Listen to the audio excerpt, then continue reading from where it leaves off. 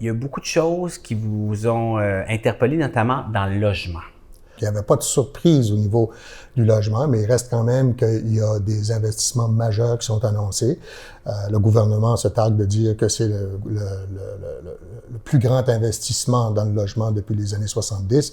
Ben, ça reflète le fait qu'il n'y a pas eu beaucoup d'investissements dans le logement par les gouvernements depuis lors. Mais c'est vrai que c'est je dirais, un investissement majeur. Et ce que ça va permettre de faire, espérons-le, c'est d'accélérer le retour à un marché du logement qui sera plus abordable et donc régler ou du moins faire du progrès au niveau du coût de la vie. Mais j'aime pas parler de dire que le budget est une bonne ou une mauvaise nouvelle pour le Nouveau-Brunswick parce qu'il faut regarder toutes les composantes. C'est une bonne nouvelle de pouvoir faire du progrès au niveau de la crise du logement. C'est une bonne nouvelle de pouvoir investir dans nos infrastructures.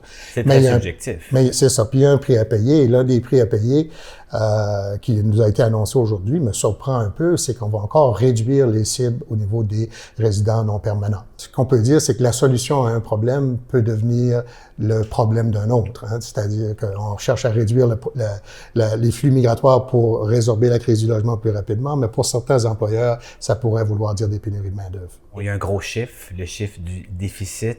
Comme économiste, est-ce qu'il vous inquiète ce chiffre-là?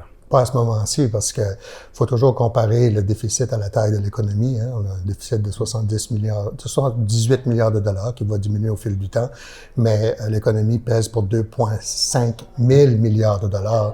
Donc, ça fait autour de peut-être 3% du PIB. C'est élevé en temps normal, mais on n'est pas en temps normal. Le chiffre du déficit de 78 milliards pour cette année, ce qu'il cache, c'est les détails, et c'est important ce que cherche à faire le gouvernement, c'est-à-dire qu'il cherche à communiquer la chose suivante. À l'avenir, le déficit ne sera acceptable que s'il sert à investir dans l'avenir des Canadiens plutôt que de payer la facture d'épicerie. Peut-être la dernière chose, c'est qu'avec un budget comme celui-ci, qui a vraiment presque utilisé toute la poudre disponible, faut pas s'attendre à une augmentation de la croissance des transferts aux provinces dans les années à venir, selon moi.